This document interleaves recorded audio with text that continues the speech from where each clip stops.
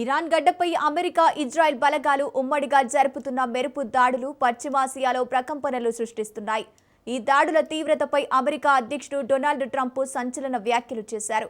ఈ సైనిక చర్య తాము ఊహించిన దానికంటే చాలా వేగంగా సాగుతోందని, ఇరాన్ నాయకత్వానికి ఇది కోలుకోలేని దెబ్బ అని అన్నారు. దాడులో దాదాపు 48 మంది ఇరాన్ అగ్రనేతలు మృతి చెందినట్లు ట్రంప్ తెలిపారు.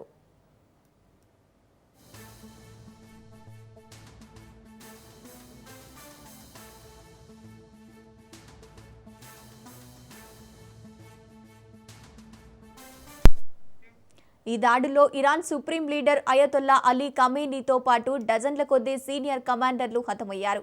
ఇరాన్ ఇప్పుడు పూర్తిగా బలహీనపడిందని, చర్చలకు సిద్ధంగా ఉందనే సంకేతాలు అందుతున్నాయని ట్రంప్ తెలిపారు. అయితే ఈ చొరవ ఇరాన్ ముందే తీసుకుని ఉండాల్సిందని ఆయన వ్యాఖ్యానించారు.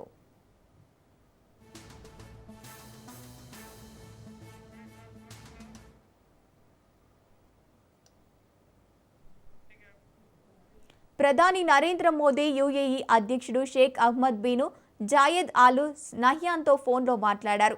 ఇరాన్ దాడులను ప్రధాని మోదీ ఖండించారు.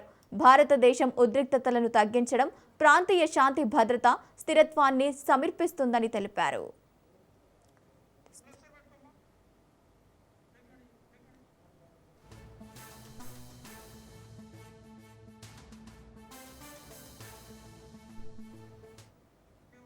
ప్రధాని నరేంద్ర మోదీ యూఏఈ అధ్యక్షుడు Sheikh Mohamed bin Zayed Al నహ్యాన్తో ఫోన్లో మాట్లాడారు. ఇరాన్ దాడులను ప్రధాని మోదీ ఖండించారు. భారతదేశం ఉద్రిక్తతలను తగ్గించడం, ప్రాంతీయ శాంతి భద్రత, స్థిరత్వానికి సమర్థిస్తోందని తెలిపారు.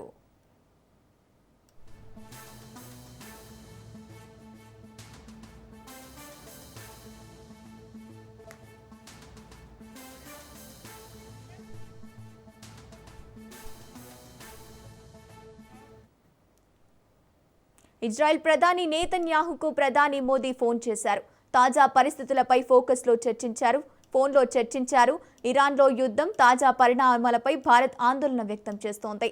పౌరుల భద్రతే ప్రాధాన్యమని మోదీ స్పష్టం చేశారు. ఉద్రిక్తతలు తగ్గించి శాంతి దిశగా చర్యలు తీసుకోవాలని విజ్ఞప్తి చేశారు.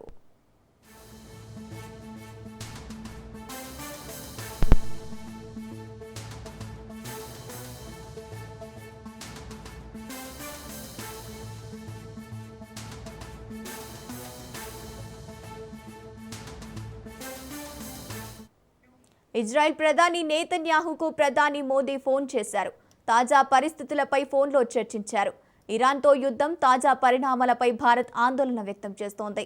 పౌరుల భద్రతే ప్రాధాన్యమని మోదీ స్పష్టం చేశారు. ఉద్రిక్తతలు తగ్గించి శాంతి దిశగా చర్యలు తీసుకోవాలని విజ్ఞప్తి చేశారు.